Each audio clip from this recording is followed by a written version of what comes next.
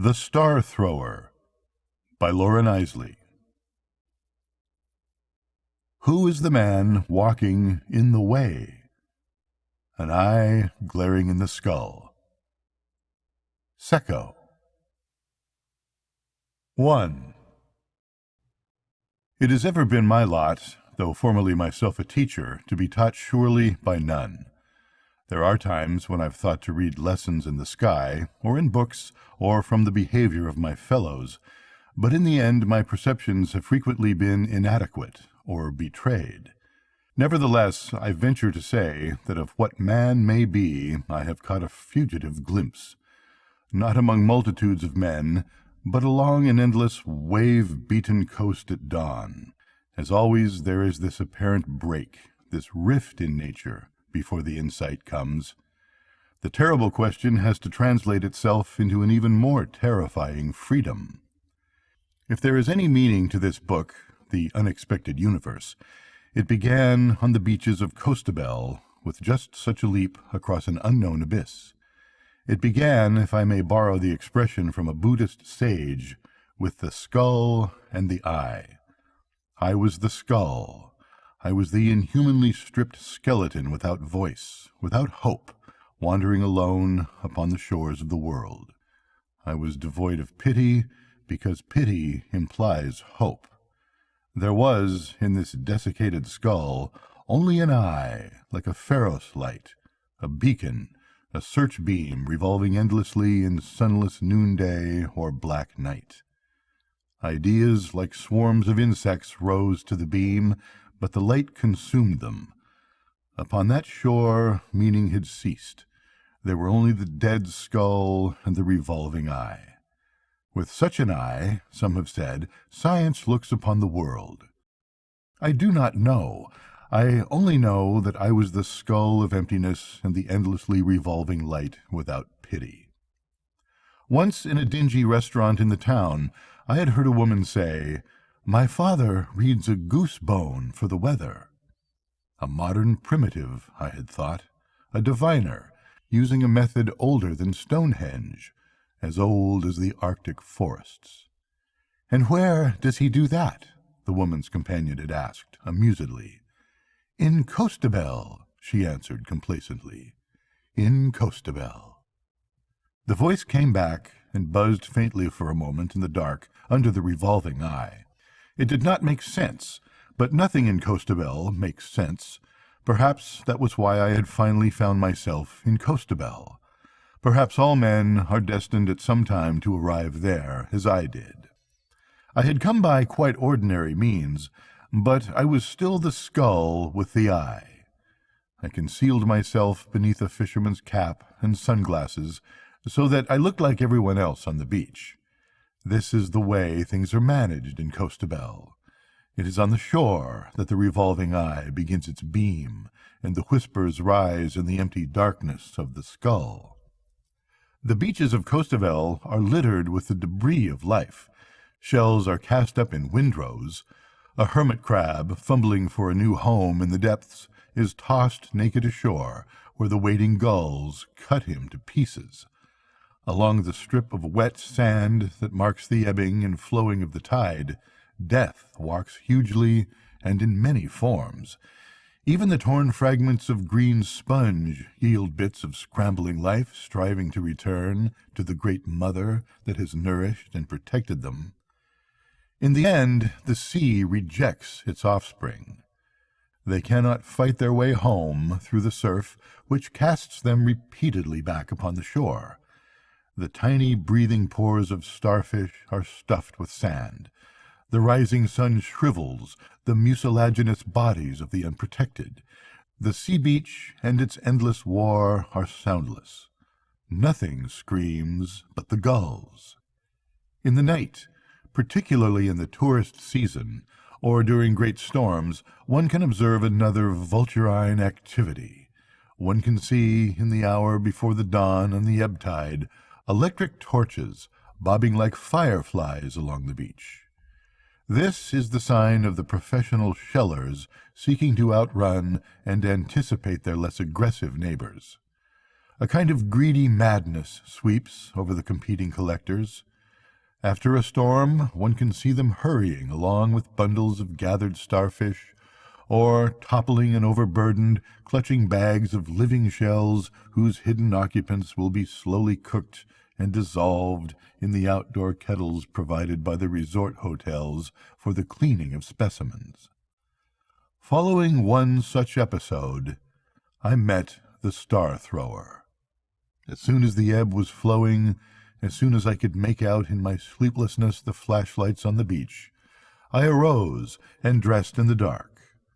As I came down the steps of the shore, I could hear the deeper rumble of the surf. A gaping hole filled with churning sand had cut sharply into the breakwater. Flying sand as light as powder coated every exposed object like snow. I made my way around the altered edges of the cove and proceeded on my morning walk up the shore. Now and then a stooping figure moved in the gloom, or a rain squall swept past me with light pattering steps. There was a faint sense of coming light somewhere behind me in the east. Soon I began to make out objects, upended timbers, conch shells, sea wrack wrenched from the far-out kelp forests. A pink-clawed crab, encased in a green cup of sponge, lay sprawling where the waves had tossed him. Long-limbed starfish were strewn everywhere, as though the night sky had showered down. I paused once briefly. A small octopus, its beautiful dark-lensed eyes bleared with sand, gazed up at me from a ragged bundle of tentacles. I hesitated and touched it briefly with my foot. It was dead. I paced on once more before the spreading whitecaps of the surf. The shore grew steeper, the sound of the sea heavier and more menacing as I rounded a bluff into the full blast of the offshore wind. I was away from the shellers now and strode more rapidly over the wet sand that effaced my footprints. Around the next point there might be a refuge from the wind. The sun behind me was pressing upward at the horizon's rim, an ominous red glare amidst the tumbling blackness of the clouds. Ahead of me, over the projecting point, a gigantic rainbow of incredible perfection had sprung shimmering into existence. Somewhere toward its foot I discerned a human figure standing, as it seemed to me, within the rainbow, though unconscious of his position. He was gazing fixedly at something in the sand. Eventually he stooped and flung the object beyond the breaking surf. I labored toward him over a half-mile of uncertain footing. By the time I reached him, the rainbow had receded ahead of us, but something of its color still ran hastily in many changing lights across his features. He was starting to kneel again. In a pool of sand and silt, a starfish had thrust its arms up stiffly and was holding its body away from the stifling mud. "It's still alive," I ventured. "Yes," he said, and with a quick yet gentle movement he picked up the star and spun it over my head and far out into the sea. It sank in a burst of spume, and the waters roared once more. "It may live," he said, "if the offshore pull is strong enough." He spoke gently, and across his bronzed, worn face the light still came and went in subtly altering colors. "There are not many come this far," I said, groping in a sudden embarrassment for words. "Do you collect?" "Only like this," he said softly, gesturing amidst the wreckage of the shore. "And only for the living." He stooped again, oblivious of my curiosity, and skipped another star neatly across the water. "The stars," he said, "throw well. One can help them." He looked full at me with a faint question kindling in his eyes, which seemed to take on the far depths of the sea. "I do not collect," I said uncomfortably, the wind beating at my garments. "Neither the living nor the dead. I gave it up a long time ago. Death is the only successful collector." I could feel the full night blackness in my skull and the terrible eye resuming its indifferent journey. I nodded and walked away, leaving him there upon the dune with that great rainbow ranging up the sky behind him. I turned as I neared a bend in the coast and saw him toss another star, skimming it skillfully far out over the ravening and tumultuous water. For a moment, in the changing light, the sower appeared magnified, as though casting larger stars upon some greater sea. He had, at any rate, the posture of a god. But again the eye, the cold world shriveling eye, began its inevitable circling in my skull. He is a man, I considered sharply, bringing my thought to rest. The star-thrower is a man, and death is running more fleet than he along every sea beach in the world. I adjusted the dark lens of my glasses, and, thus disguised, I paced slowly back by the starfish gatherers, past the shell collectors with their vulgar little spades and the stick-length shelling pincers that eased their elderly backs while they snatched at treasures in the sand. I chose to look full at the steaming kettles in which beautiful voiceless things were being boiled alive. Behind my sunglasses, a kind of litany began and refused to die down. As I came through the desert, thus it was, as I came through the desert. In the darkness of my room, I lay quiet with the sunglasses removed, but the eye turned and turned. In the desert, an old monk had once advised a traveler, "The voices of God and the devil are scarcely indistinguishable."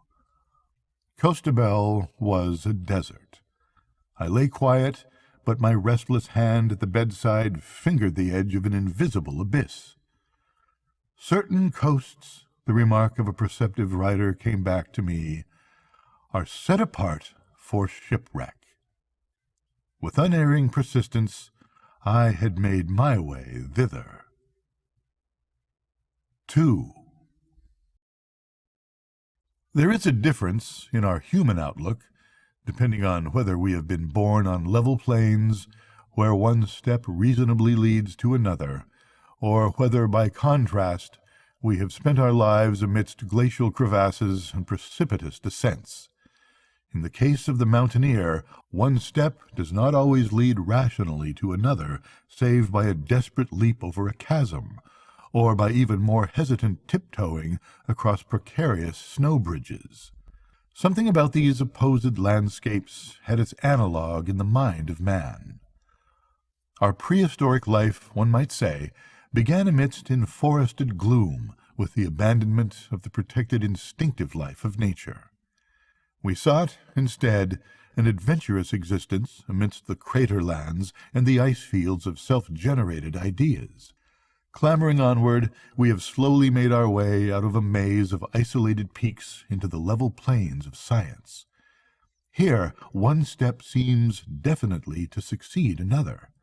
The universe appears to take on an imposed order, and the illusion through which mankind has painfully made its way for many centuries have given the place to the enormous vistas of past and future time.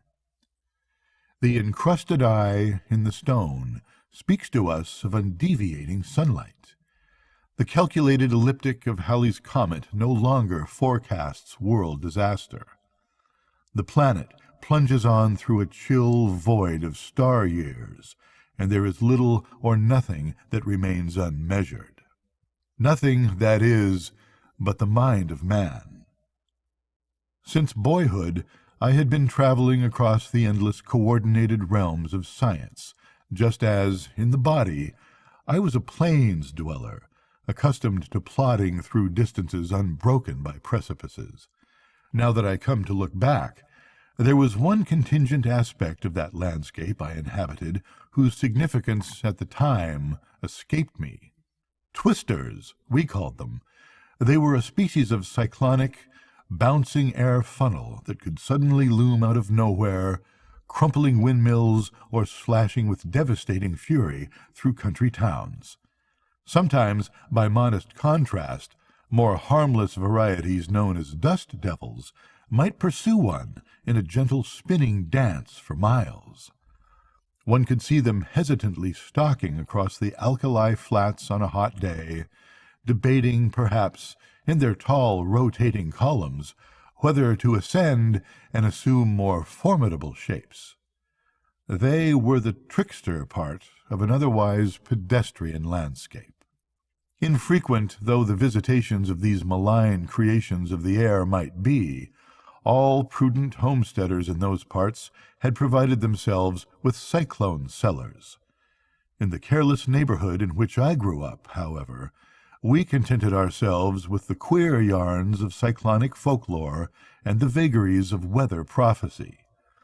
As a boy, aroused by these tales, and cherishing a subterranean fondness for caves, I once attempted to dig a storm cellar. Like most such projects, this one was never completed. The trickster element in nature, I realize now, had so buffeted my parents that they stoically rejected planning. Unconsciously, they had arrived at the philosophy that foresight merely invited the attention of some baleful intelligence that despised and persecuted the calculating planner. It was not until many years later that I came to realize that a kind of maleficent primordial power persists in the mind as well as in the wandering dust storms of the exterior world. A hidden dualism that has haunted man since antiquity runs across his religious conceptions as the conflict between good and evil. It persists in the modern world of science under other guises. It becomes chaos versus form of anti-chaos. Form, since the rise of the evolutionary philosophy, has itself taken on an illusory quality. Our apparent shapes no longer have the stability of a single divine fiat. Instead, they waver and dissolve into the unexpected. We gaze backward into a contracting cone of life, until words leave us and all we know is dissolved into the simple circuits of a reptilian brain. Finally, sentience subsides into the animalculae. Or we revolt and refuse to look deeper, but the void remains. We are rag dolls made out of many ages and skins, changelings who have slept in wood nests or hissed in the uncouth guise of waddling amphibians. We have played such roles for infinitely longer ages than we have been men. Our identity is a dream. We are process, not reality, for reality is an illusion of the daylight, the light of our particular day. In a fortnight, as eons are measured, we may lie silent in a bed of stone, or, as has happened in the past, be figured in another guise. Two forces struggle perpetually in our bodies. Yam, the old sea dragon of the original biblical darkness, and, arrayed against him, some wisp of dancing light that would have us linger, wistful in our human form. Tarry thou, till I come again. An old legend survives among us of the admonition given by Jesus to the wandering Jew. The words are applicable to all of us.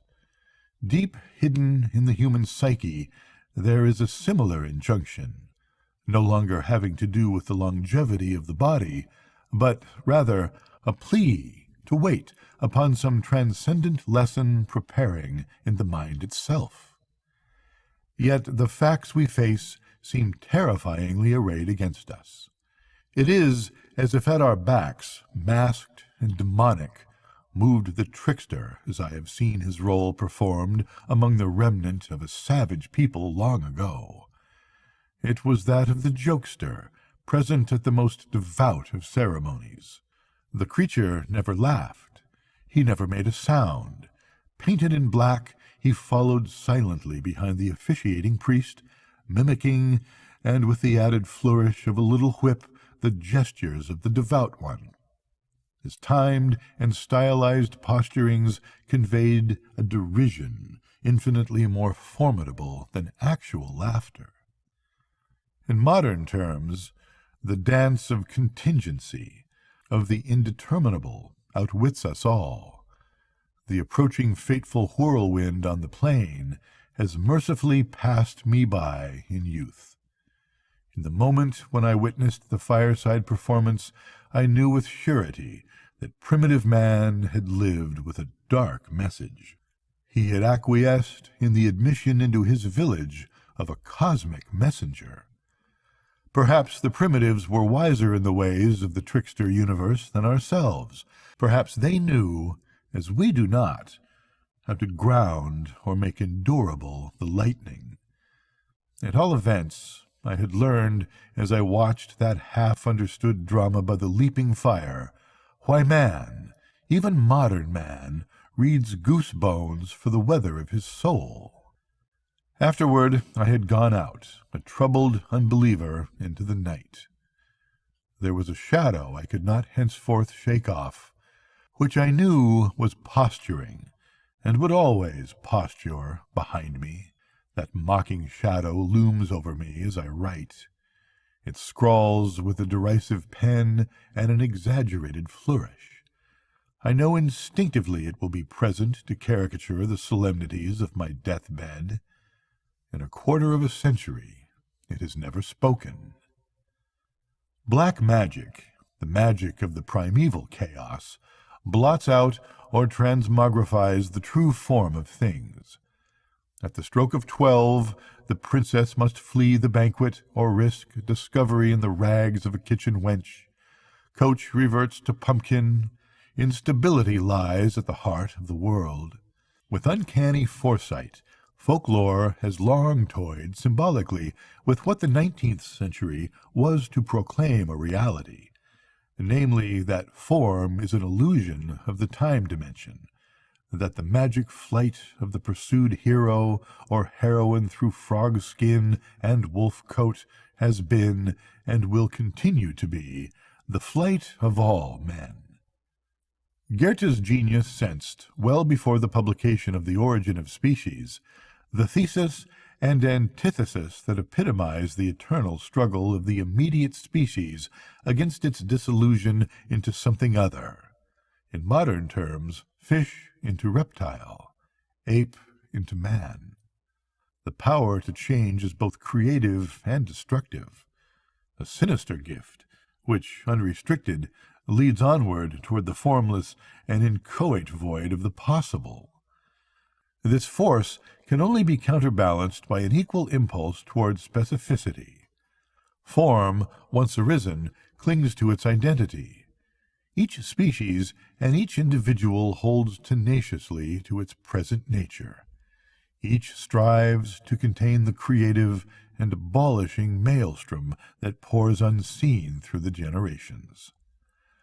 The past vanishes. The present momentarily persists. The future is potential only.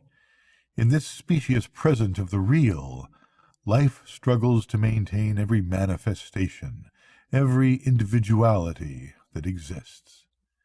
In the end, life always fails.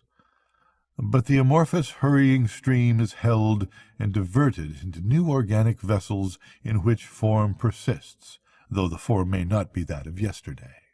The evolutionists, piercing beneath the show of momentary stability, discovered, hidden in rudimentary organs, the discarded rubbish of the past.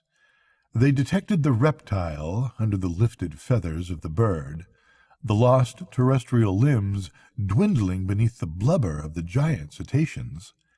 They saw life rushing outward from an unknown center, just as today the astronomer senses the galaxies fleeing into the infinity of darkness. As the spinning galactic clouds hurl stars and worlds across the night, so life, equally impelled by the centrifugal powers lurking in the germ cell, scatters the splintered radiance of consciousness and sends it prowling and contending through the thickets of the world. All this devious, tattered way was exposed to the ceaselessly turning eye within the skull that lay hidden upon the bed in Costabel. Slowly that eye grew conscious of another eye that searched it with equal penetration from the shadows of the room. It may have been a projection from the mind within the skull, but the eye was, nevertheless, exteriorized and haunting. It began as something glaucous and blind beneath a web of clinging algae. It altered suddenly and became the sand-smeared eye of the dead cephalopod I had encountered upon the beach. The transformation became more rapid with the concentration of my attention, and they became more formidable. They were the beaten, bloodshot eye of an animal from somewhere within my childhood experience. Finally, there was an eye that seemed torn from a photograph, but that looked through me as though it had already raced in vision upon the steep edge of nothingness and absorbed whatever terror lay in that abyss. I sank back again upon my cot and buried my head in my pillow. I knew the eye and the circumstance and the question. It was my mother. She was long dead, and the way backward was lost. 3. Now it may be asked, upon the coasts that invite shipwreck, why the ships should come, just as we may ask the man who pursues knowledge why he should be left with a revolving search beam in the head whose light falls only upon disaster or the flotsam of the shore. There is an answer, but its way is not across the level plains of science, for the science of remote abysses no longer shelters man. Instead, it reveals him in vaporous metamorphic succession as the homeless and unspecified one, the creatures of the magic flight. Long ago, when the future was just a simple tomorrow, men had cast intricately carved game counters to determine its course, or they had traced with a grimy finger the cracks on the burnt shoulder blade of a hare. It was a prophecy of tomorrow's hunt, just as was the old farmer's anachronistic reading of the weather from the signs on the breastbone of a goose. Such quaint almanacs of nature's intent had sufficed mankind since antiquity. They would do so no longer, nor would formal apologies to the souls of the game men hunted. The hunters had come, at last, beyond the satisfying supernatural world that had always surrounded the little village, into the place of homeless frontiers and precipitous edges, the indescribable world of the natural. Here, tools increasingly revenged themselves upon their creators, and tomorrow became unmanageable. Man had come in his journeying to a region of terrible freedoms. It was a place of no traditional shelter, save those erected with the aid of tools, which had also begun to achieve a revolutionary independence from their masters. Their ways had grown secretive and incalculable. Science, more powerful than the magical questions that might be addressed by a shaman to a burnt shoulder blade, could create these tools, but had not succeeded in controlling their ambivalent nature. Moreover, they responded all too readily to that urge for tampering and dissolution which is part of our primitive heritage. We had been safe in the enchanted forest only because of our weakness.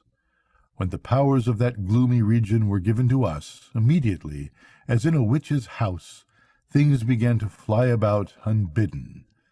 The tools, if not science itself, were linked intangibly to the subconscious poltergeist aspect of man's nature.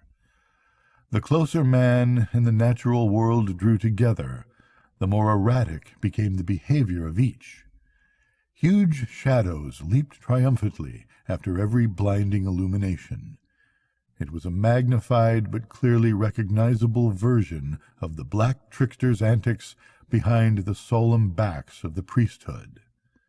Here there was one difference. The shadows had passed out of all human semblance. No societal ritual safely contained their posturings, as in the warning dance of the trickster. Instead, unseen by many because it was so gigantically real, The multiplied darkness threatened to submerge the carriers of the light. Darwin, Einstein, and Freud might be said to have released the shadows, yet man had already entered the perilous domain that henceforth would contain his destiny. 400 years ago, Francis Bacon had already anticipated its dual nature. The individuals do not matter. But if they had not made their discoveries, others would have surely done so. They were good men, and they came as enlighteners of mankind. The tragedy was only that at their backs the ritual figure with the whip was invisible. There was no longer anything to subdue the pride of man. The world had been laid under the heavy spell of the natural. Henceforth it would be ordered by man. Humanity was suddenly entranced by light and fancied it reflected light. Progress was its watchword, and for a time the shadows seemed to recede. Only a few guessed that the retreat of darkness presaged the emergence of an entirely new and less tangible terror. Things, in the words of G.K. Chesterton, were to grow incalculable by being calculated. Man's powers were finite. The forces he had released in nature recognized no such limitations. They were the irrevocable monsters conjured up by a completely amateur sorcerer. But what, we may ask, was the nature of the first discoveries that now threatened to induce disaster? Preeminent among them was, of course, the perception to which we have already referred, the discovery of the interlinked and evolving web of life. The great Victorian biologist saw, and yet refused to see, the war between form and formlessness, chaos and anti-chaos, which the poet Goethe had sensed contesting beneath the smiling surface of nature. The dangerous gift from above, he had termed it, with uneasy foresight. By contrast, Darwin, the prime student of the struggle for existence, sought to visualize in a tangled bank of leaves the silent and insatiable war of nature. Still, he could imply with a veiled complacency that man might, with some confidence, look forward to a secure future of inappreciable length. This he could do upon the same page in The Origin of Species, where he observes that, of the species now living, very few will transmit progeny to a far distant futurity. The contradiction escaped him. He did not wish to see it. Darwin, in addition, saw life as a purely selfish struggle, in which nothing is modified for the good of another species directly without being advantageous to its associated form. If, he contended, one part of any single species had been formed for the exclusive good of another, it would annihilate my theory. Powerfully documented and enhanced though the statement has become, famine, war, and death are not the sole instruments biologists today would accept as the means toward the perfection of which Darwin spoke. The subject is subtle and intricate. Let it suffice to say here that the sign of the dark cave and the club became so firmly fixed in human thinking that in our time it has been invoked as signifying man's true image in books selling in the hundreds of thousands. From the thesis and antithesis contained in Darwinism, we come to Freud. The public knows that, like Darwin, the master of the inner world took the secure, stable, and sunlit province of the mind and revealed it as a place of contending furies. Ghostly transformations, flitting night shadows, misshapen changelings existed there, as real as anything that haunted the natural universe of Darwin. For this reason, appropriately, I had come as the skull and the eye to Costavel, the coast demanding shipwreck. Why else had I remembered the phrase, except for a dark impulse toward destruction lurking somewhere in the subconscious? I lay on the bed while the agonized eye in the remembered photograph persisted at the back of my closed lids. It had begun when, after years of separation, I had gone dutifully home to a house from which the final occupant had departed.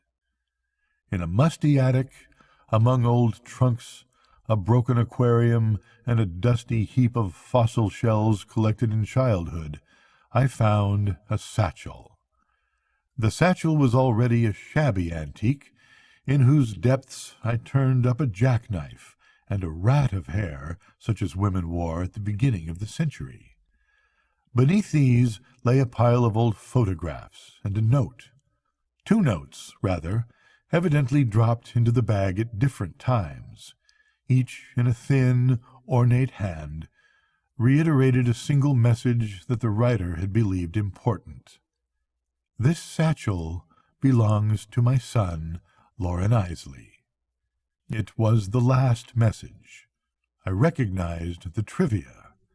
The jackknife I had carried in childhood, the rat of hair had belonged to my mother, and there were also 2 incredibly pointed slippers that looked as though they had been intended for a formal ball, to which I knew well my mother would never in her life have been invited. I undid the rotted string around the studio portraits. Mostly they consisted of stiff, upright, bearded men and heavily clothed women equally bound to the formalities and ritual that attended upon the photography of an earlier generation. No names identified the picture, although here and there a reminiscent family trait seemed faintly evident. Finally, I came upon a less formal photograph, taken in the 80s of the last century. Again, no names identified the people, but a commercial stamp upon the back identified the place. Dyersville, Iowa. I had never been in that country town, but I knew at once it was my mother's birthplace. Dyersville, the thought flashed through my mind, making the connection now for the first time. The Dyer place. I recognized at once the 2 sisters at the edge of the photograph, the younger clinging reluctantly to the older. 6 years old, I thought, turning momentarily away from the younger child's face. Here it began, her pain and mine. The eyes in the photograph were already remote and shadowed by some inner turmoil. The poise of the body was already that of one miserably departing the peripheries of the human estate. The gaze was mutely clairvoyant and lonely. It was the gaze of a child who knew unbearable difference and impending isolation. I dropped the notes and pictures once more into the bag. The last message had come from Dyersville. My son. The child in the photograph had survived to be an ill-taught prairie artist. She had been deaf. All her life she had walked the precipice of mental breakdown. Here, on this faded porch, it had begun, the long crucifixion of life. I slipped downstairs and out of the house. I walked for miles through the streets. Now, at Costabel, I put on the sunglasses once more, but the face from the torn photograph persisted behind them. It was as though I, as a man, was being asked to comfort, in all its overbearing weight, the universe itself. Love not the world, the biblical injunction runs, neither the things that are in the world. The revolving beam in my mind had stopped, and the insect whisperings of the intellect. There was, at last, an utter stillness, a waiting as though for a cosmic judgment. The eye, the torn eye, considered me.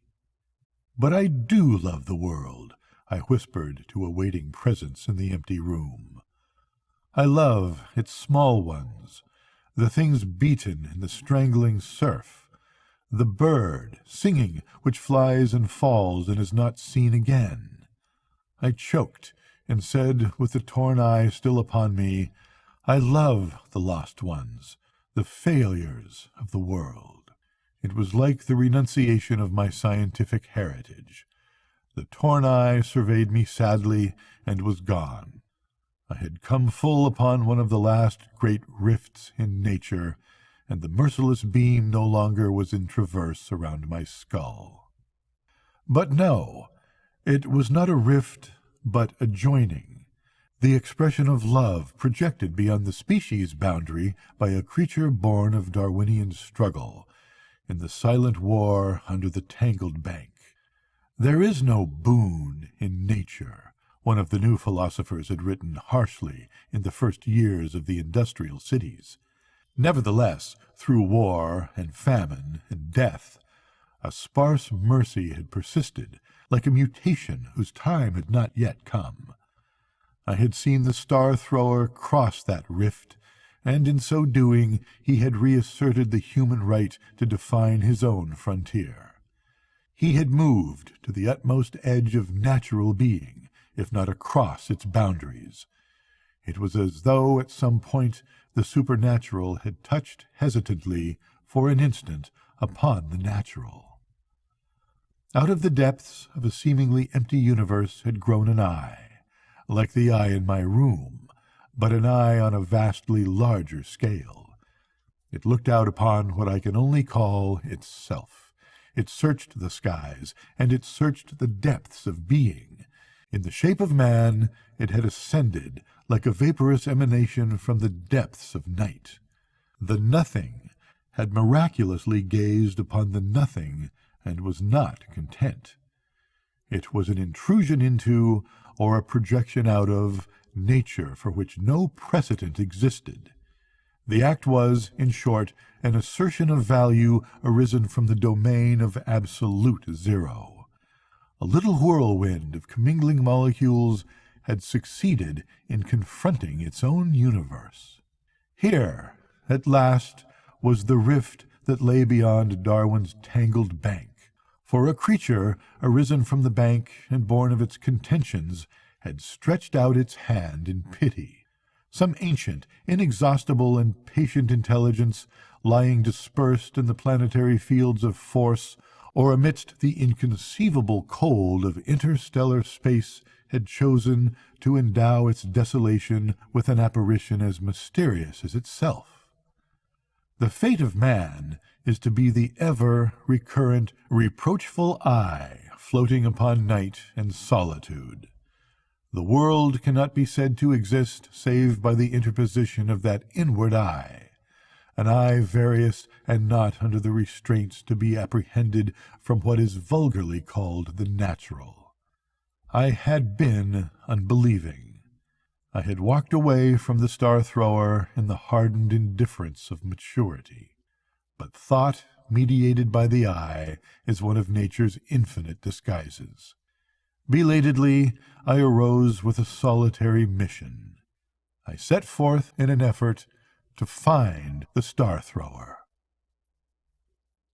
4. Man is himself, like the universe he inhabits, like the demoniacal stirrings of the ooze from which he sprang, a tale of desolations. He walks in his mind from birth to death the long resounding shores of endless disillusionment. Finally, the commitment to life departs or turns to bitterness. But out of such desolation emerges the awesome freedom to choose beyond the narrowly circumscribed circle that delimits the animal being. In that widening ring of human choice, chaos and order renew their symbolic struggle in the role of titans. They contend for the destiny of a world. Somewhere, far up the coast, wandered the star-thrower beneath his rainbow. Our exchange had been brief, because upon that coast I had learned that men who ventured out at dawn resented others in the greediness of their compulsive collecting. I had also been abrupt, because I had, in the terms of my profession and experience, nothing to say. The star-thrower was mad, and his particular acts were a folly with which I had not chosen to associate myself. I was an observer and a scientist. Nevertheless, I had seen the rainbow attempting to attach itself to earth. On a point of land, as though projecting into a domain beyond us, I found the starthrower. In the sweet rain-swept morning, that great many-hued rainbow still lurked and wavered tentatively beyond him. Silently, I sought and picked up a still living star, spinning it out far out into the waves. I spoke once, briefly. "I understand," I said. "Call me another thrower." Only then I allowed myself to think, he is not alone any longer. After us, there will be others. We were part of the rainbow, an unexplained projection into the natural. As I went down the beach, I could feel the drawing of a circle in men's minds, like that lowering, shifting realm of color in which the thrower labored. It was a visible model of something toward which man's mind had striven, the circle of perfection. I picked and flung another star. Perhaps far outward on the rim of space, a genuine star was similarly seized and flung. I could feel the movement in my body. It was like a sowing, the sowing of life on an infinitely gigantic scale. I looked back across my shoulder. Small and dark against the receding rainbow, the star-thrower stooped and flung once more. I never looked again. The task we had assumed was too immense for gazing. I flung and flung again, while all about us roared the insatiable waters of death. But we, pale and alone and small in that immensity, hurled back the living stars. Somewhere, far off, across bottomless abysses, I felt as though another world was flung more joyfully. I could have thrown in a frenzy of joy, but I set my shoulders and cast as the thrower in the rainbow cast, slowly, deliberately, and well. The task was not to be assumed lightly, for it was men as well as starfish that we sought to save. For a moment we cast on an infinite beach, together, beside an unknown hurler of suns. It was, unsought, the destiny of my kind since the rituals of the Ice Age hunters, when life in the northern hemisphere had come close to vanishing. We had lost our way, I thought, but we had kept, some of us, the memory of the perfect circle of compassion from life to death and back to life again, the completion of the rainbow of existence. Even the hunters in the snow, making obeisance to the gods of the hunted, had known the cycle. The legend had come down and lingered that he who gained the gratitude of animals gained help in need from the dark wood.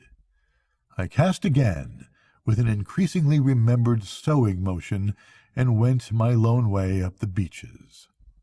Somewhere, I felt, in a great atavistic surge of feeling, somewhere the thrower knew. Perhaps he smiled, and cast once more into the boundless pit of darkness. Perhaps he, too, was lonely, and the end toward which he labored remained hidden, even as with ourselves. I picked up a star whose tube feet ventured timidly among my fingers, while, like a true star, it cried soundlessly for life. I saw it with an unaccustomed clarity and cast far out. With it I flung myself as forfeit, for the first time, into some unknown dimension of existence. From Darwin's tangled bank of unceasing struggle, selfishness, and death, had arisen incomprehensibly the thrower who loved not man, but life. It was the subtle cleft in nature before which biological thinking had faltered. We had reached the last shore of an invisible island, yet strangely also a shore that the primitives had always known. They had sensed intuitively that man cannot exist spiritually without life, his brother, even if he slays. Somewhere my thought persisted. There is a hurler of stars, and he walks because he chooses, always in desolation, but not in defeat. In the night, the gas flames under the shelling kettles would continue to glow. I set my clock accordingly. Tomorrow I would walk in the storm. I would walk against the shell collectors and the flames. I would walk with the knowledge of the discontinuities of the unexpected universe. I would walk knowing of the rift revealed by the thrower, a hint that there looms inexplicably in nature something above the role men give her. I knew it from the man at the foot of the rainbow, the starfish thrower on the beaches of Costabel. Good night, kids.